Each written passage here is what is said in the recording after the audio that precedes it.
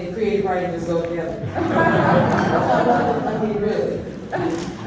This is what should bring you out of the house on Brain Wednesday. So thank you so much for being here. I'm Dr. Stephane Dunn. I am a writer and privileged to be a professor here in AUC, representing Morehouse College, the English department, and cinema, television, and emerging media studies. So welcome so much for coming. I have an incredible group to bring up of fellow writers.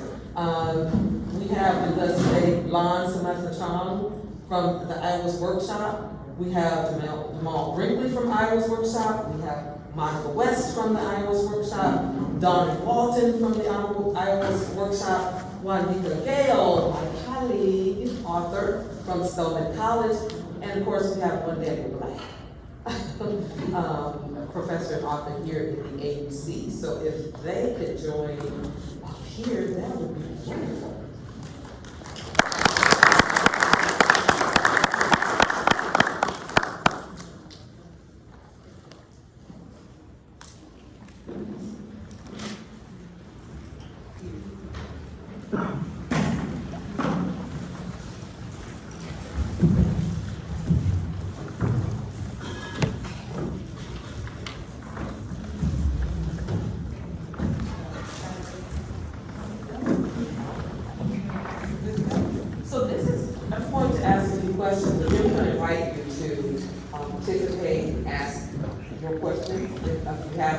But what we wanted to do today, a little bit as writers with this distinguished panel, and some of their books, I know y'all won't believe us now because they were just eating up those books. I love it. There was a ton of books out there representing each of these authors, and they were just gone. I don't know if there's one out there, but trust us, earlier the table was, full of books, and people just, can't wait. So thank you so much if you're one of the people who have your reading material set for the next couple of weeks because you have these books there. So I want to start with something as these authors introduce themselves a little bit more with their work. So we're going to hear a little bit more about their books. And what I really want to do is sort of demystify, because how many of y'all, you're working on a novel, short story, you have that aspiration. You can raise your hand, it's all right. That's all right. I'm going to raise my hand with you because it's the truth. Okay, so you're working on the screenplay, play, the whole thing. So I wanted to try to, with this distinguished panel, to just sort of demystify this sort of writing process, if you will, a little bit. Sometimes it seems a little bit like magic, doesn't it? You see the books in the bookstore, they're complete, they're finished, they have the gorgeous cover, and you just sort of are in awe of this finished thing that is in your hand. So I want to sort of allow our writers to let us take a sneak peek, if you will, behind the scenes, right, of where the work really happens before they get to exhale and so is that all right, authors? Can you do that? So what I want to do is to begin, let each of our authors speak, and let's start with your more your recent work. And what I want to ask you is tell us just a little, synopsis, if you will, please. Don't ruin it for me because I got a couple of, yeah, so not the end of the thing. But if you can give us a little bit of synopsis of the latest book or a short story or poem, and kind of talk to us about where this ideal came from or this inspiration. I love to hear authors' inspiration stories because we have so many stories. I don't know about y'all, but as a writer, I have like 50 different projects, if you will. But you have to pick one at a time to bring to fruition a lot of times. So if we can start, please. Daniel Blake, you are home. So why don't you set the stage for us, sir? Okay. Hello, everyone. Hello. Thank you all for being here, certainly. This is really the birth of a historical moment. I'm very excited about the Iowa folks being here in the AU Center, the famous Atlanta University Center. I am a Clark graduate, and now this is my 30th year on faculty at Clark Atlanta University. And I'm really thrilled to see so many burgeoning writers out here. I think this is really fantastic. I think what I'll say very quickly, because I want to hear it from my colleagues too, is publishing and being an HBCU faculty member is a particular kind of achievement, I think. And I'll say, in terms of where this story came from, I think I've been very interested in seeing if I could, as a writer, help to bridge the gap and help to do some healing work between Black youth and troubled fathers.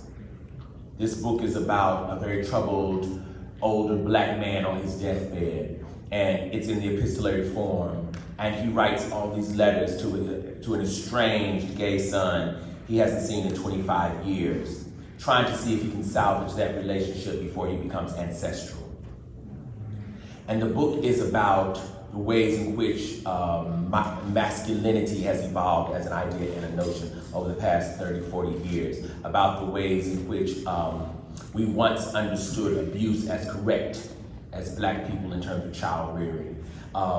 It's also about the ways in which this father has now come to understand that he wants his son worse than he needs to agree with him in terms of who he is.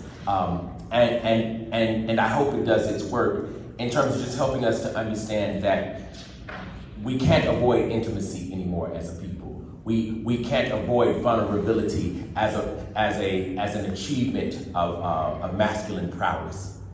And so I hope the book works.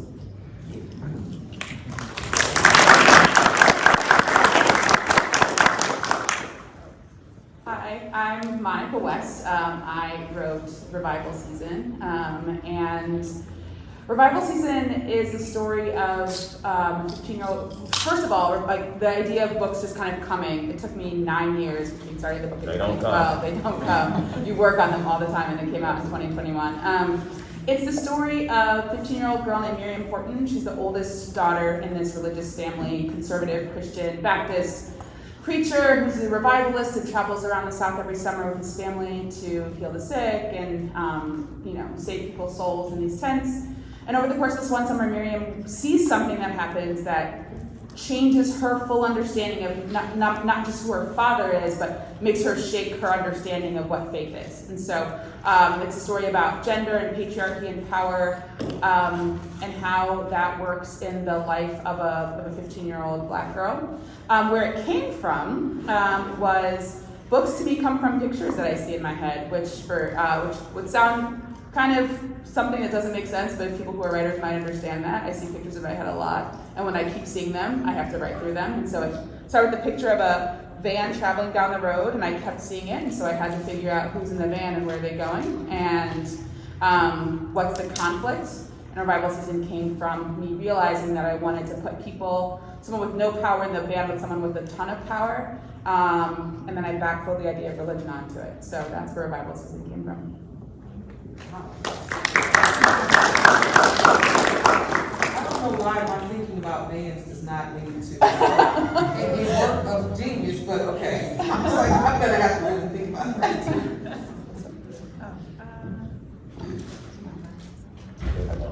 It's okay. Hi, Hi everyone. I'm very happy to be here with the AUC. My name is Dawnie Walton. HBCUs are like home for me. I have my undergraduate journalism degree from Florida A&M. My father was a Morehouse man.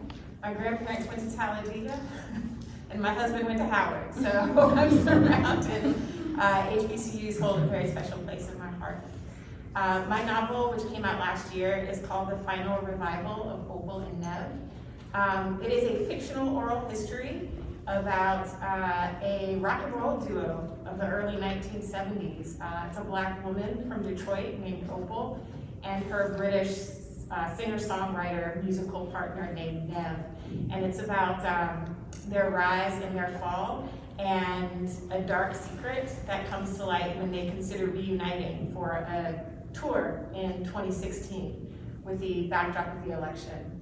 The story took me 8 years to write, but in a way I feel like I was writing it all my life because the inspiration came from my teenage years. I grew up in a music-loving family. My grandparents loved jazz. My parents loved Stevie and Marvin and soul music of the 70s. And when I was coming up in the 90s as a teenager, and in college in the late 90s, I was interested in emerging forms, interested in sort of the golden era of hip hop, but also very interested in rock and roll, alternative music, indie rock. And at the time, I hungered to see more versions of myself in that music that I loved. Because what I didn't know at the time was that we were there, it's just that we were sort of hidden figures. And so I wanted to sort of bring a hidden figure to the spotlight and understand the forces that would need to occur to make her a celebrity and a star in that era of the 1970s, and sort of mirror it with a current day at the time I was writing it, timeline. And so that was the inspiration, and yeah, that's it.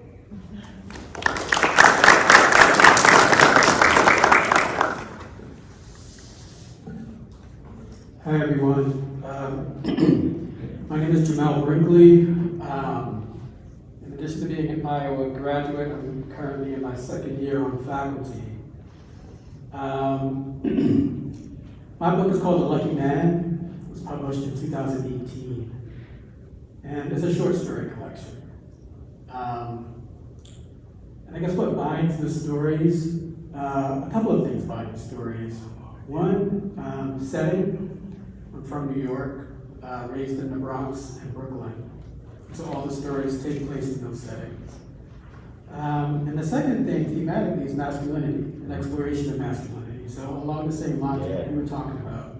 In fact, many of the things you said really resonated with me. And as far as where the stories came from, I mean, I worked on the book for about 5 years, I think. And the stories, even though there are 9 stories and they're all different characters, I think for each one, it was either an image or a setting or a question that just would not leave my mind. That's how I usually know that I have the possibility of a story. Just to give you a quick example, one of my stories is called I Happy Am, in that order. And it's about a young kid who's 9. And I took from my own experience to write this story. So when I was living in the South Bronx, my mom put me in this summer day camp. And that was run by nuns, close to our house in the South, our apartment in the South Bronx. And occasionally over the summer we would take these trips, which at the time was really exciting to me and the other kids in the camp. But we would take these trips out to like Westchester, New Jersey, to people's private houses, to their private swimming pools. These are always, in fact, there were always private suburban swimming pools owned by white people. So at the time, this was like a really, really big, exciting thing that we did, because we just got a chance to be in a swimming pool. But that experience stayed with me as I got older and older, and I realized how strange it was for many different reasons. And the story is an exploration of a similar scenario. The story's made up, but the situation is the same. And so I just kind of wanted to explore the strangeness of something that I myself experienced. Thank you.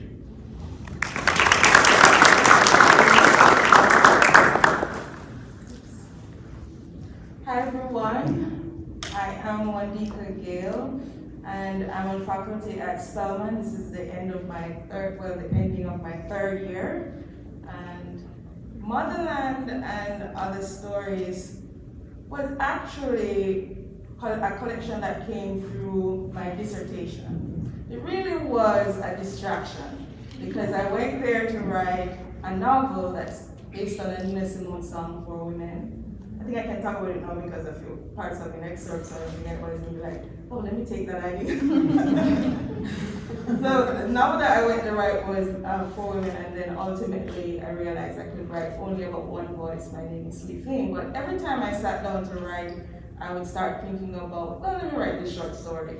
And that ultimately kind of knocked me over the head, like, you're wasting time, but not really. And so that was how the stories came to be. So I started writing them in 2013 and up to graduation in 2018. And then after, when I started to put it together for publication or sending it out, I added a couple stories. But ultimately, the stories center around Afro-Caribbean immigrant, mainly women, but men too. So they come to America or they go to England and they've experienced some displacement. And so I tried to show Jamaicans mainly, because I'm Jamaican, having this question of where is home, what does home mean, and having the interaction with the external, with the white world, with foreign world, what is that like, what is it that they're trying to find out about themselves.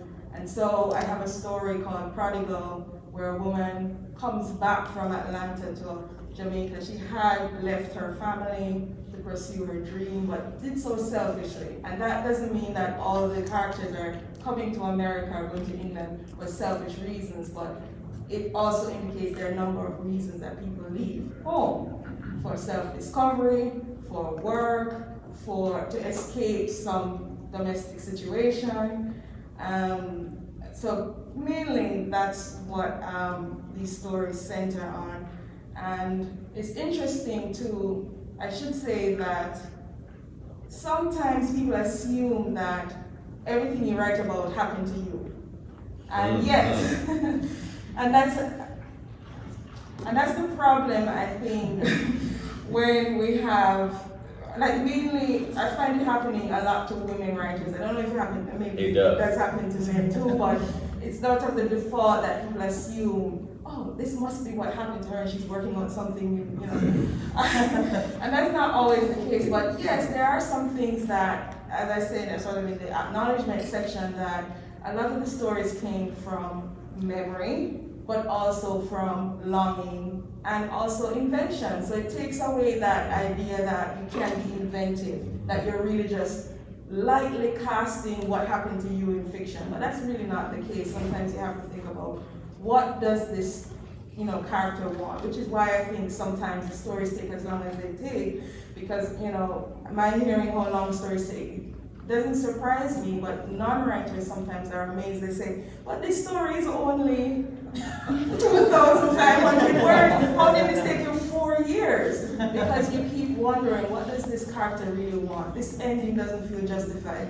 You hear voices in your head. Your character says, I'm not a thief. Why are you making me out to be a thief? You have to change this. Right. So it takes a while, and I think that I mentioned that too because there's a story in here where I wrote this collection, and I recently went back to the University of Louisiana, and it takes place on the campus, and it is a Jamaican woman, and she gets herself in trouble, and so I had to give them the disclaimer, this isn't my story, but I know her. I feel like I know her. So that's how I think these stories sort of reflect my culture and experiences I'm aware of, because they're trying to say something about the search for home.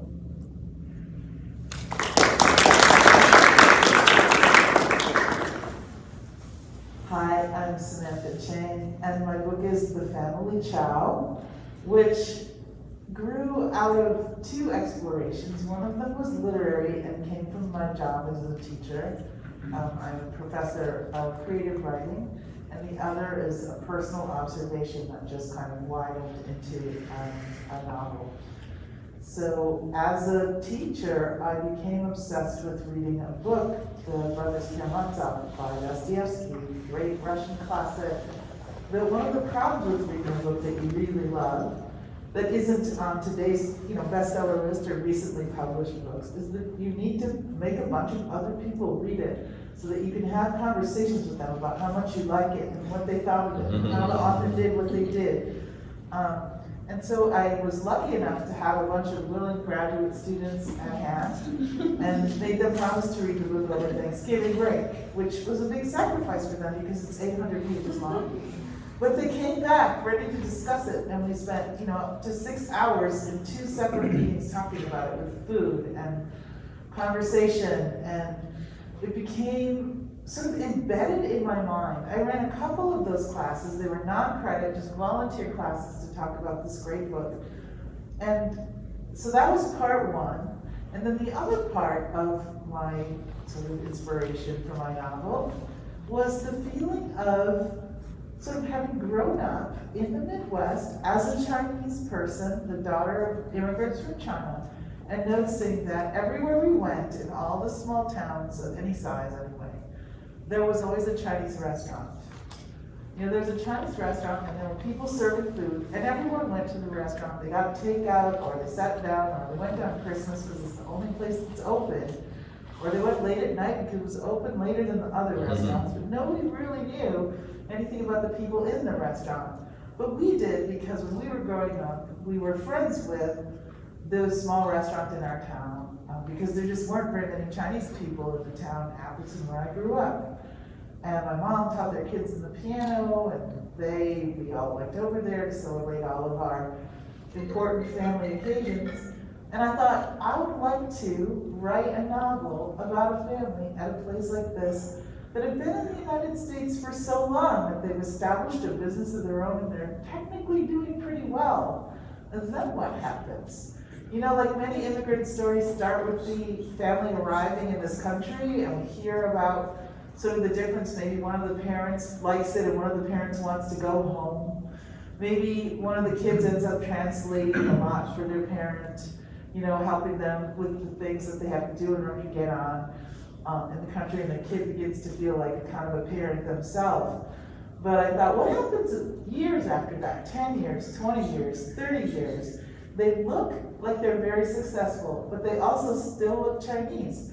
Their English is fine, but they still look Chinese. What would happen? So I set up a novel that followed the Brothers Karamazov sort of generally. It was an homage to this book I love.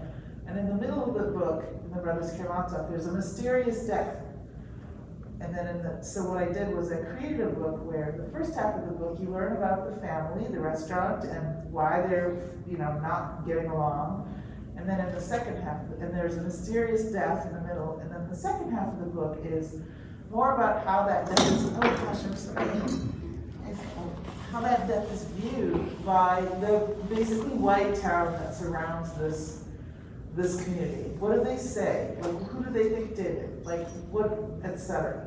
So it was a really fun book to write. It took me an embarrassingly long time, 12 years. But I'm really thrilled that it's done. My book is not 800 pages. Yeah, that would be better. Anyway, that's how I ended up writing this book. Very happy to be here. So I love this, y'all, and we're about to and now I don't feel so awful. You guys brought up several things that I want to hang around with a little bit more. The first is fairly straightforward.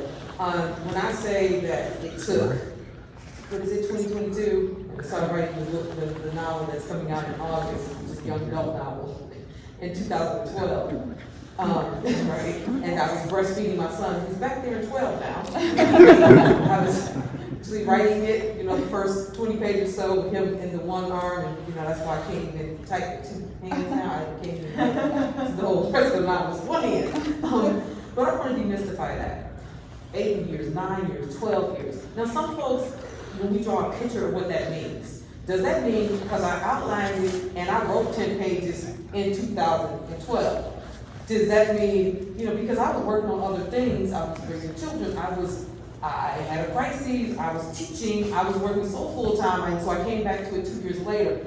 Can you all kind of give us a little bit of explanation? And when I say explanation, I don't mean in defense of, I mean, for real writers, this is what it is. So can you, anyone can start, but I want to hear from all of you, because you all had the journey of more than like just a couple of months here, right?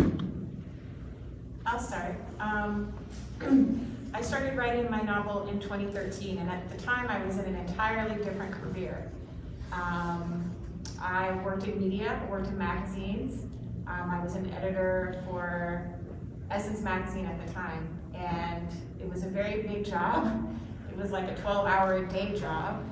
But I was waking up early in the mornings, sometimes 4 a.m., because the characters that I was dreaming about compelled me to come back to the computer. And so I did that, stumbled around trying to figure out how to write a novel for probably about 2 years. And then the little time that I had wasn't enough. And that's when I decided it was time to pursue an opportunity that would give me more time and space. And that's what the MFA was for me. That's what my Iowa experience was for me. That was the gift of that program, was giving me the time and the space. And while I was at Iowa, it's a 2-year program, and I made myself a promise that I would finish the manuscript while I was there. And I think I finished 2 weeks before graduation.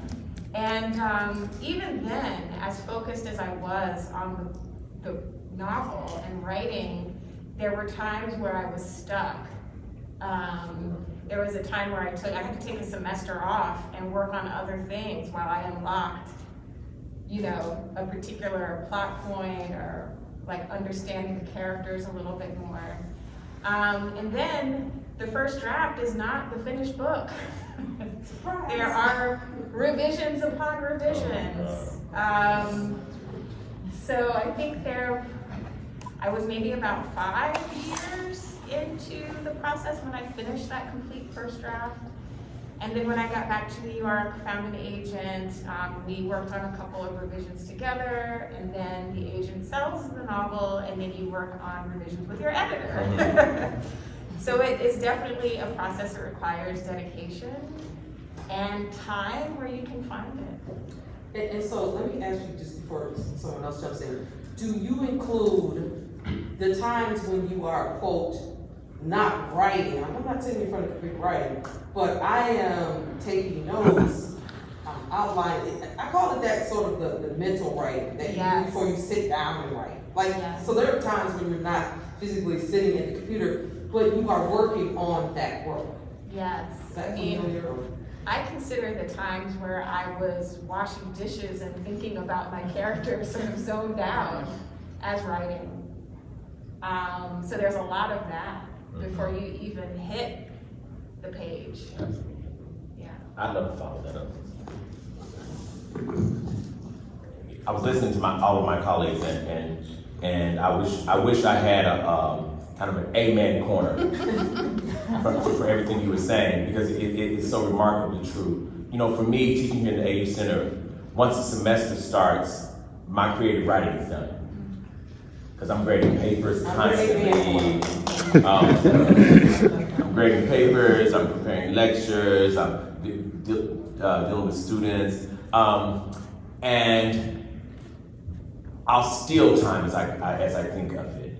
Some papers I'll just put off, though I know I should just hand those back. I know those should go back. But I just feel like I owe it to myself to write something for a minute or two, I try to write every absolute second I can find, I write in church while the preacher's doing whatever the preacher's doing. Listen, absolutely. Friends want to go to the mall, y'all go in, I'll be out in the car. I'm really writing while they're, in the car or whatever, and it takes me years also, because a novel is a marathon, it's not a sprint. I think that's important to know. And also, as my sister was saying here, for me, the editing process is far more grueling than just getting a draft done.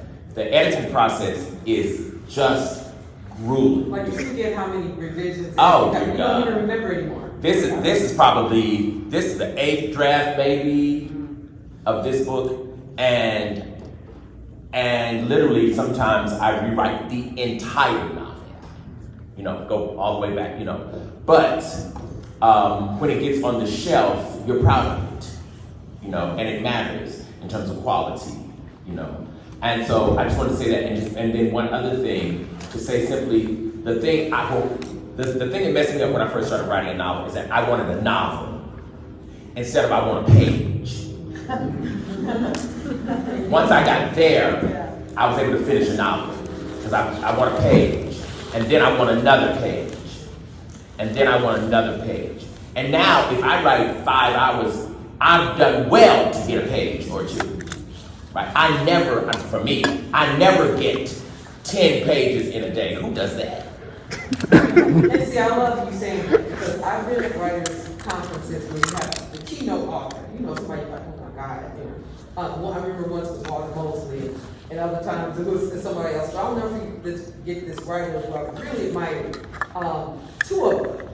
And the first thing they said, well, I get up and, I ride from 4 a.m. and I do this every day. Oh, I felt so like, oh my gosh, it's convicted because I'm like, I'm sorry. When people ask me, well, how do you get so much writing done? I want to tell them things like, well, my schedule is, but it isn't. It is just to write. Like what I don't let myself not do is not write at all, but I don't have this, it's from 8 to 10. I don't live in that world, And nobody does. Not anybody I know. So, yeah. I can speak to what, I think when I clock the beginning of a book is when I first set pen to paper, because I think that there's, and that doesn't mean that the process was linear after that. It means that the image of the band for revival season came. I was writing my way through it. I finished another book that I don't think I'm ever going to publish that took 10 years to write. And then when that ended, I saw this new image, and then I said, oh, this is something else. And so I started that one. That's the band, right? That's the band, right? And so then, but I also want to demystify the idea that the only time that you're writing is when you're actually writing, right? Sometimes you're right. Sometimes when you have put the book down and you're thinking through something, and then something actually makes sense for you. That didn't make sense when there's the pressure of the computer, or for me, sometimes I write a lot of stuff longhand. Mm-hmm. The idea of just sitting somewhere and letting those things work themselves out in your brain, that's also writing. So sometimes the idea of, I have to sit in front of my computer and write for a certain amount of time a day. I'm not as scheduled. I didn't outline beforehand. I probably should have, and I didn't. I outlined way late. But another interesting thing that happened to me, kind of to connect to these ideas of editing and revision, is I wrote the first draft in 3 years. So by the time I got to Iowa, I was about 85% of the way through my first draft, finished it for my first workshop. And then spent my 2 years there revising, and by revising, rewriting the entire thing. You get to the end and realize the beginning doesn't work, and doing that. And then I had this interesting process that was pretty harrowing, where I had an agent when I left Iowa, worked with her for about 18 months, wrote 3 significant drafts with her, and by significant I mean about 70,000 new words in some drafts. It was like a whole new book. And then we parted ways. And so after 18 months of time and tears and lots of words written, we decided not to work together. And I got to the place where I said, I've done all this work, I think that the book is where I want it to be, and you're not going to represent me on the finish line. And that was a really hard place to kind of, I was like, I think I'm done. Like, I don't know, I cried, need ice cream, vegan ice cream. And then the next day I said, okay, let's pick myself up and find someone. I found another agent 6 weeks later that then took the book where it got. And then the other years, so like 2012 to 2015 was the writing of the first draft. 2015 to 2019 was editing Agent 1 and gone, Agent 2. And and then lots of like maybe 5, 6, 7 drafts in that time. Selling it 2019 into 2021. I think you said you're on maybe draft 8. I'm probably on draft like 15, 16. Some of them significant rewrites, some of it less so. So writing is revision. Yeah. Anybody else weigh in on that? What was the years? Give us so we understand that a little bit more. I guess I want to just talk briefly about both projects because one overlapped the other. With the novel, I had 1 paragraph for 6 months. But the thing, and then, the stories intercepted and so on. And then when I came back to it, part of why I was able to get more into it was, finding writing communities. And a couple of you are also part of Kimberville, so that was, because I went to a white institution and I didn't always feel that people understood what I was doing, it was also a great place that they have to validate you, not color you, they will not color you. but they will, validate what you're trying to say, and it motivates you because part of writing is having that motivation. So I also have to motivate myself. So even though sometimes, like you say, you're not writing, seeing, I keep writing logs. So the writing log is a way for me to say, look, I didn't write anything today, and then I try to write through the writing block to say, what does my character want?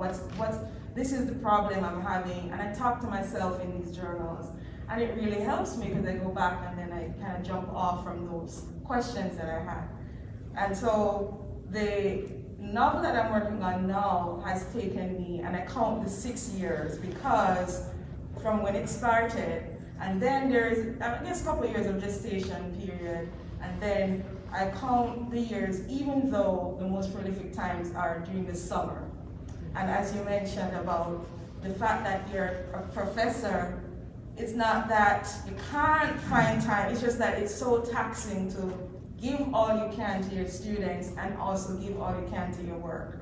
And so I try to write on non-teaching days, but that doesn't always work, especially now, this time of the semester when work is coming in, they want your midterm grades, and so you can't always dedicate that much time to it, but you keep thinking about it, and every day at least, I try to honor this. So my writing mentor said, write every day. And I used to tell my students that I feel like a hypocrite. Because it's not always feasible. But I always say to them, at least think about your work and do something toward it. So if it's something that you have to make a list about, do that. But then also have an idea of, another good thing that I learned is that you may not know the sequence of the scenes, but you should think about what scenes need to be there. Yes. So a friend of mine, also a Kumbi, said to me that, Jonathan, he said he has a list of scenes and he puts it in an Excel file, and so sometimes he rearranges them so that he knows the sequence, but he knows at least these scenes should exist. So I thought that's brilliant. I'm gonna pretend that that's my idea. I like what you're saying there, because I think in fiction, you don't get introduced to that in the same way. I'm a screenwriter as well, so my screenplay Chicago 66, that probably was 4 years. But see, that's one of the first things you learn when it comes to a screenwriting, in terms of sort of the organization of scenes. You sort of go in the door that way. Not necessarily when you're somewhere and you're learning how to write, which is, One last thing I wanted to say too, as it relates to the editing process, and that's why I always tell students not to be daunted by the comments that you get. It's not, meant to demean or to make you feel bad, it's to help. And so when I got to the stage where, I didn't go through an agent, I'm definitely doing that the next time, but I went through one publisher, and that's also something I'm going to, they're a great publishing house, People Tree Press. What I mean is that I only gave it to this one place, which is really, sort of the thing where you say you don't apply to one school, right? So it did work out in the end, but then, so I ended in 2018, toward the end of 2018, sent it, took about 6-7 months, didn't hear back, so I said, what are you guys thinking about the work? And they responded saying they're reading it with interest. I was interested. 6 or 7 months. Yeah, I know that it takes a long time. That's another thing to know, that it takes a while. When you send out even one story, sometimes you don't hear back for 3 months, 4 months, 5 months, 6 months, right? And so in 2019, they said, yes, we want to work with it. So it takes a year after that, when you get the revisions and the notes and the comments and so on, and then you work toward, finalizing, and they say to you, maybe add another story, because mine is a collection of stories, and he's like, well, maybe can you add 2 more? And I'm like, he just assumed I had 2 more stories. But I did actually have stories that are all, so you have stories in different stages, and so I said, let me finish up this one and send it. And so that worked out. So it took that long from, during the 2013 to 2018, the 2019 period, and then it came out in 2020. It was supposed to come out earlier, but then they still decided, all right, it's a pandemic, but let's get it out there in November. So that's how that came, So long process, but I'm glad, how it ended up. But, yeah. That's another thing, writers to understand, that this is of writing. The creative side is one thing, but creative writers also have to be knowledgeable and understand the business side of it, which is something that can try your patience a little bit. I mean, COVID interrupted a lot of people's books coming out. I mean, the copy setters were backed up, the book supply chain was backed up, including my own, so it was very difficult. I remember my first publication, I was so thrilled because it was for Newsweek. It was for Newsweek, and they used to have that My Turn column. It was gonna be my first publication, and it was my turn in Newsweek. And I had to sign the contract, I was just, and then, what happened was, September 11th. Oh. And that changed the whole trajectory of what all of the writing was in Newsweek. And I still have the contract, but it cut, they weren't, gotta use it. And that's the name of the business. One more really question I want to ask you about craft now. So a lot of us and a lot of you are writing in cross-genre. You are short story writers, screenwriters, novelists. Can you talk a little bit about the process or the experience of trying to find your way in a particular genre? And I do try to make the stab at poetry too, which I find works a different muscle for me completely. Oh my God, the months and years I labor over a poem it's ridiculous. But can you talk a little bit about that? Because I think that the lack of studying the craft, and we're not talking about 1 + 1 = a novel, like exact like that, but it is different than writing a short story, or a short story, or a play. Can you talk a little bit that, especially Jamel, Brinkley, a couple of you got short story collections, and the novel you're working in different genres. Can you speak to that a little bit? Yeah, a couple of things come to mind. It's a great question. One thing that I would say, actually, which is maybe true across genres, a lot of writers, not every writer obviously, but a lot of writers probably studied English in school, or maybe were English majors, something like that. So I was. I majored in English and African American Studies in college, and what's interesting is that there's a way in which being an English major and doing the kind of engagement with literature that you have in an English class is actually sometimes slightly detrimental to writing. And I'll try to explain what I mean. Like the first time I took a writing class, and I met with the teacher after my workshop. He said, "You got to get the English student out of off your shoulder." And what he meant was that I was writing in a way that I was sort of looking too heavily for kinds of symbolism and like metaphor making before I had even attended to the base of the story, which is like the characters, the setting, the relationships, like the plot, what's actually happening. And so I was trying to do all this fancy stuff, doing backflips before I even learned how to walk. So I had to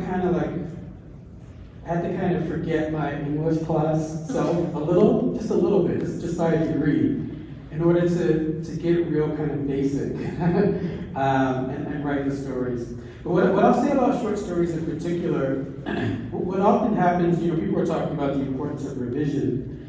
And for me, what often happens in the revision process of a short story is that as I'm writing a first draft, something will occur to me on page 1, then a new element will occur to me on page 6 of the draft, and a different element on page 13 of the draft, and a different element on page 18 of the draft.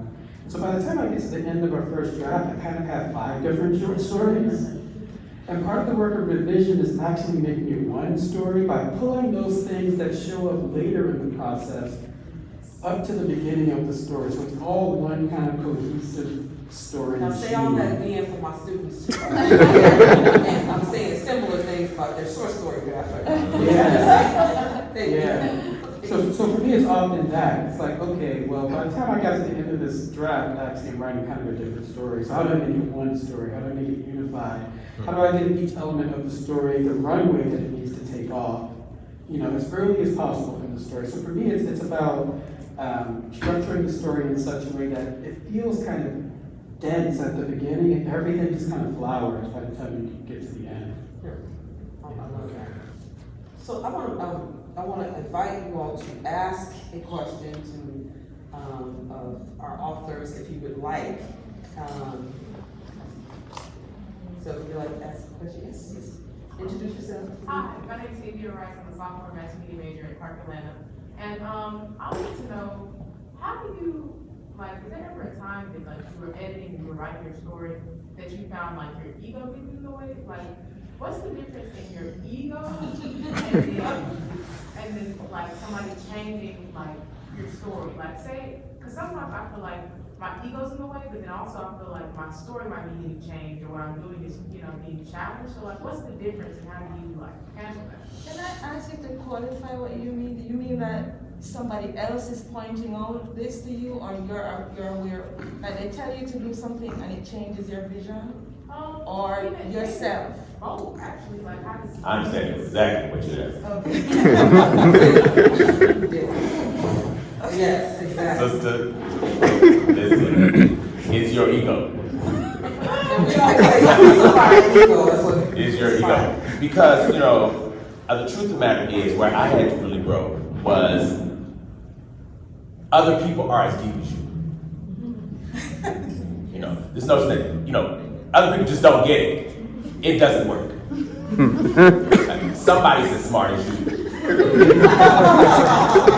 I just think that's very important because you convince yourself that you're just so complicated, right? That nobody gets it but you, right? And that's just ego. You're right. It's just ego. Somebody else is smart. I think that's very important because if not, you'll really try to pass something off to the publisher and oh my God, they didn't publish this because I'm black. No.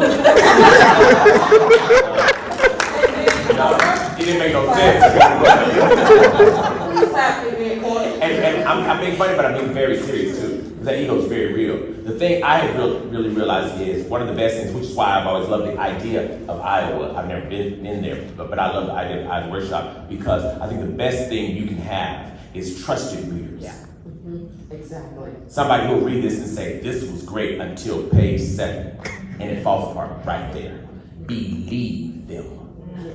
And I would say that to your point, Professor Black, you preached up the sermon. to your point, the way you sort of distinguish that sometimes is that really good readers who are really about helping you to get that story to reach its potential, they're going to give you feedback that's not like you should do this and have this scene. They're going to say things like, there is something missing between this thing, I don't know how we got here. Yeah, it feels off now. The logic is falling off here. They're going to give you things that not only are fixable, the light bulb goes off once you divorce yourself from ego. And then you get excited. I tell my students all the time, you gotta love feedback. The feedback is your map to making it good enough to be put out there. Also, and remember, you can't buy all your books. This needs to work in somebody's head other than yours. You know what I mean? And that is important. When you're writing for a world, if you're gonna write only for yourself, that's journaling, right? Which is wonderful to do, right? But I do think it's extremely important to get really clear. When you finish something, get your trusted readers, and that's important too, because you can have friends who just like you, who just read and say, "Girl, this is good," just because it's your. That's no help. Right? You really need folks who will say, listen, sis, I really think this character walking on water just is not really what you want right here. I found that extremely useful. But once you get the ego out of the way, I think the art can really bloom, right? Because the ego is really us trying to prove that I'm an artist. You don't have to prove that you're an artist, just be one. And do the work that is required to be right. I'll just say one thing that helped me when one professor looked at it, he would write writerly or authorial. And it meant that it took him out of the work because he could see the construction. Oh, this turn of phrase is so writerly. So those kinds of things is you flexing. And so if you realize when you're reading and you're like, oh, I'm kind of flexing here, the reader's not going to appreciate that. They like the element of discovering things. Things are unraveling or unfolding for them, and they feel satisfied when they can get it and you don't have to, bring the subtext to the surface, So, but definitely it did make me feel bad at first, but then I realized, yeah, I don't want it to be like, hey everybody, I'm a great writer, look at how great I wrote this line, if they're not really getting the story, I'll say one thing too, that is, one of the things about writing, it is an extremely, extremely humbling profession. The sooner you get used to people saying things about your work that you don't want to hear, the better. Because it's as a writer to hold on to this idea that I'm better than everyone else, or that, like what you're saying, that people don't understand me, it is like you get your feelings handed to you on a daily basis about your favorite parts, about characters that you love, and it's part of the process of being a writer is to kind of let that ego part, it doesn't go away entirely, but eventually you recognize the importance of feedback. But it is a hugely humbling thing that just takes a while to adjust to like how humbling it actually is. When people are telling you like, this is terrible, like I have to sit here and take it and they're right. It's a good question. It is. It's a very Yeah, good. I wanted to share a bit of my own, this novel. When it went to my editor, we had a meeting about edits, and she said, listen, this 50-page section is gotta go. Ooh. When I tell you my heart was broken and my feelings were hurt, but she was saying, it's well written, but it does not belong in this book, right?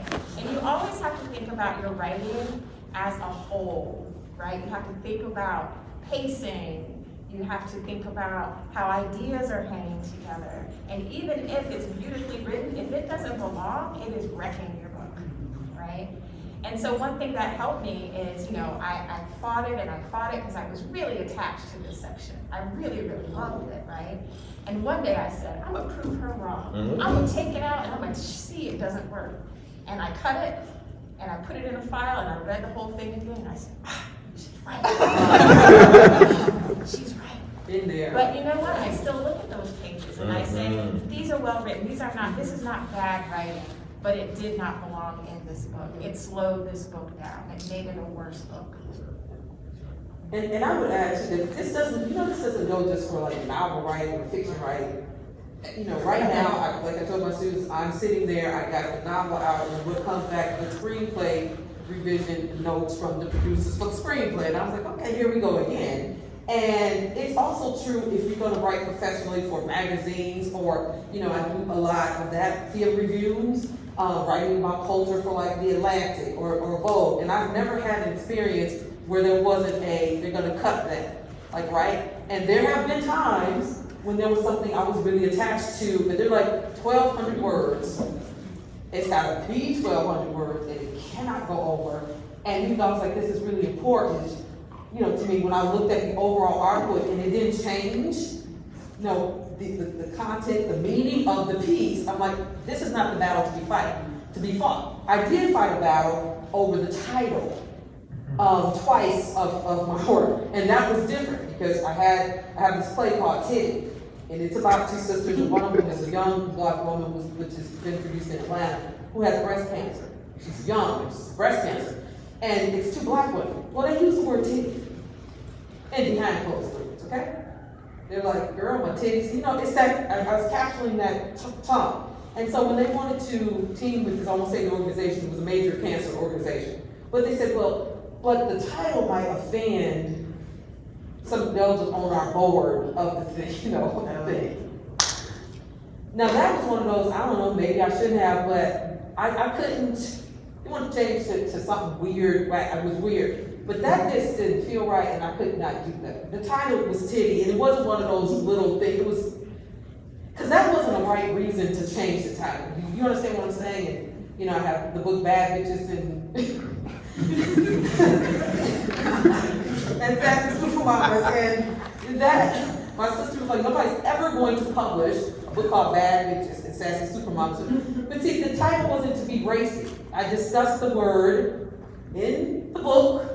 It was about those black power, black exploitation action films and the ways women were called that in the thing. And then there was this whole also feminist movement happening. And there was something like feminists were writing the bitch manifesto. For real, this is like a serious manifesto.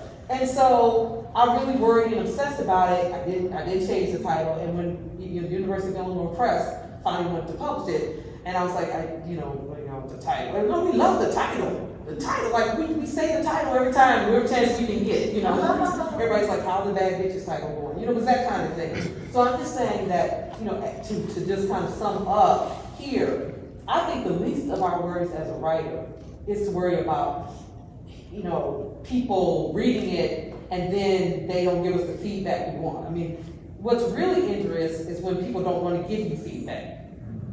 But when they want you to be good and they want to help you, that is a great compliment for someone to have read it thoughtfully enough to actually give you feedback and be your eyes. Highest compliment. Other questions? Hi, my name is Jeliza. I'm a student here at Cornell University, mass media arts major. So my question is kind of, I guess, a jumble of things, however you guys want to answer. But I wanted to talk about like the heaviness of when you write.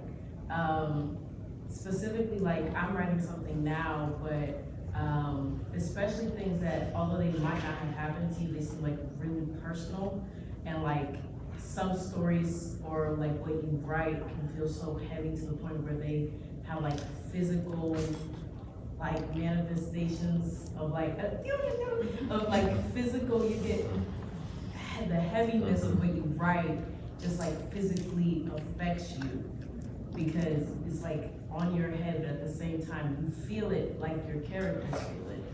How do you what is the process of how you, I don't want to just say get over that, but if that's ever happened to you, how do you motion through that to where it doesn't physically or personally affect you? Does that make sense?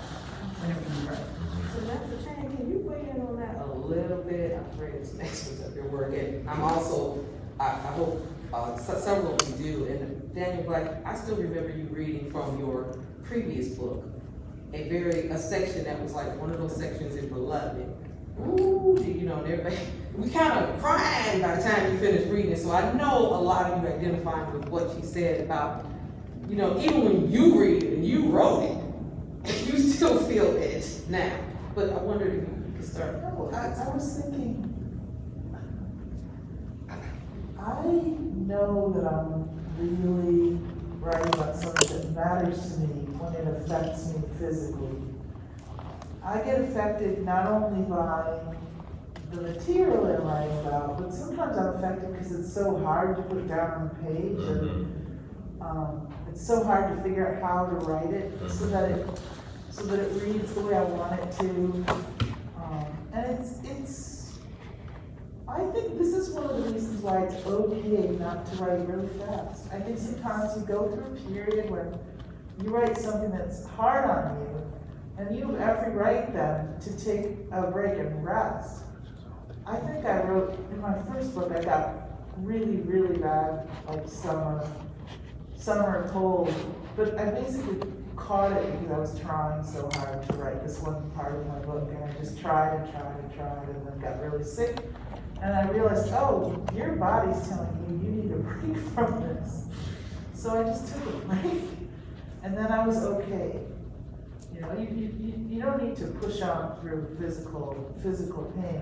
I think it's just a sign that you're making something really powerful, and that you can sort of tell, you know that for yourself. It's kind of something to be sort of to acknowledge and to give yourself a kind of pat on the back for trying to just sort of treat yourself the way you would treat anyone you love. I guess I could add that I didn't know what to do after I had written it, and I just wrote a Facebook note and said, I just let something horrible happen to my character. You know, I don't know, maybe sometimes that you write it into the ether and that people, I didn't get the kind of responses that somehow soothed it, but I felt I needed to expel it, to say, I did something bad. Even though it was in service of story, I felt for the character because I'd been with her so long and I had let this happen to her and I had debated it. Should I let this? Well, I guess I could say, you know, sexual assault, you know, and I said, you don't ever want to do that just because it has to have a reason. And I debated it and I said it had to happen. And so, you know, I do agree with that, taking a break after, you know, go get a drink, or no, don't get a drink. Water. Go drink some water. Okay, that's what You know, I think I would say that the hardest thing that I learned as a writer is that heaviness. I discovered that heaviness wasn't mine. That I was actually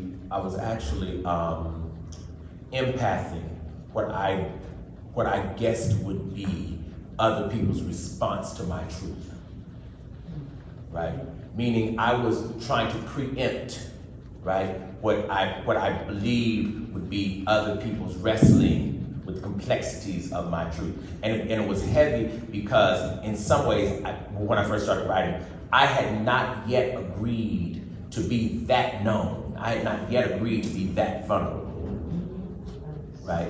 But if you can't walk the world naked, metaphorically, you can't write, right? And the beauty of writing is that you get to walk the world naked and people get to laugh and people get to make whatever comments they want to make about you, right? And people get to say whatever they want to say about you. What they cannot say or what they cannot do is make you hide, right? And so for me, once I realized that I was free, right, there is no more heaviness because there's nothing now that's so heavy that other people can't handle it. And if they can't, right, they'll have to carry the weight. But at one point, I carried it for them, right? Trying not to, oh my God, is this gonna be too much? Oh my God, what are people gonna think if I say this? Oh my God, the point is all of that's irrelevant, right? Because the point of the writer is to make other people's shoulders strong, to, you know, in order to live with what we have and what we do in terms of human beings. So I would tell you, get strong enough for your truth not to be something you think you need to protect. Vulnerability. So I think that's a Martin and Mike moment. Okay. There is nothing else. We are right on the time. Am I right, Michael? Am I good? 34, 33. And then Black drop the mic in the thing. So I want to thank you so much for coming to this, and please take advantage of all of the other programming. This is just really when writers can gather, people who love literature. It's not something that you get every day. That's why writing sometimes is so hard, because we do some of it in isolation, but we need the community of writers. And a lot of times we don't necessarily have, you know, a close community of artists and writers to even discuss. And so this is really unique and special. So thank you all for coming, and please, you can see the program, it's online, you can register so you can take advantage of the rest of today and tomorrow morning, Thursday, when it ends. Panelists, esteemed panelists.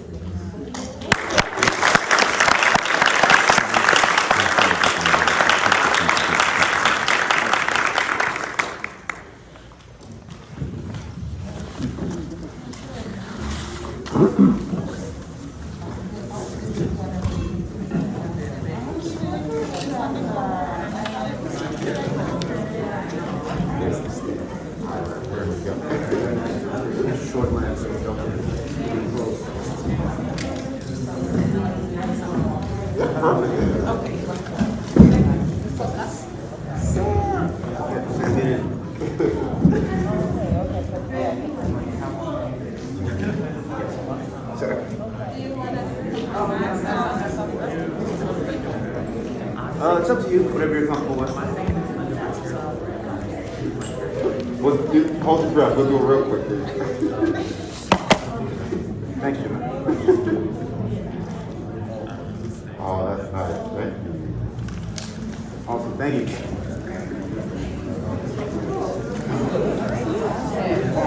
I gotta read your book. Oh, boy.